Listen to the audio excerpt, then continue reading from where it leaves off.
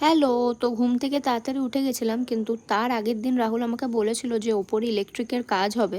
তো ইলেকট্রিকের লাইন করছিল, খুবই অসুবিধে হয় ফল সিলিং থাকলে, আর অনেক সময় লেগে থাকে। তো ওটাই খাচ্ছিলাম, চকোপাই খাচ্ছিলাম আর দেখছিলাম। কারণ কি, একজন কাউকে তো থাকতে হবে, না হলে অসুবিধা হয়ে যায় কিছু যদি লাগে। আর রাহুল ততক্ষণ উঠে গেছে, আর ওকে মরিঙ্গা পাউডার দিয়েছি।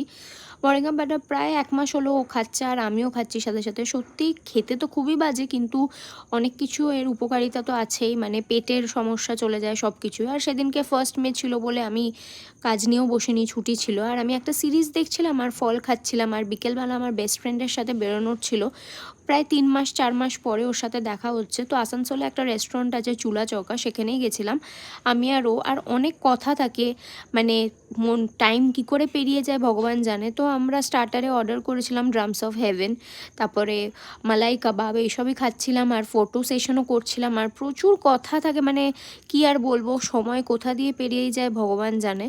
অনেক রকমের ডিসকাশন, লাইফে তো প্রচুর প্রবলেম থাকে সবারই। তো এইগুলোই খাচ্ছিলাম, আর লাস্টে বিরিয়ানি খাচ্ছিলাম। ওখানে সব খাবারই ভালো হয়, কোনো এমন খাবার নেই যেটা আমাদের ডিসঅ্যাপয়েন্ট করে। দিয়ে বাইরে বেরিয়েও কয়েকটা ফটো সেশন করছিলাম, কারণ কি ওয়েদারটা খুবই ভালো ছিল। তো দেখা হচ্ছে পরের মিনি ব্লগে। ভালো লাগলে অবশ্যই লাইক করবে, সাবস্ক্রাইব করবে। টাটা।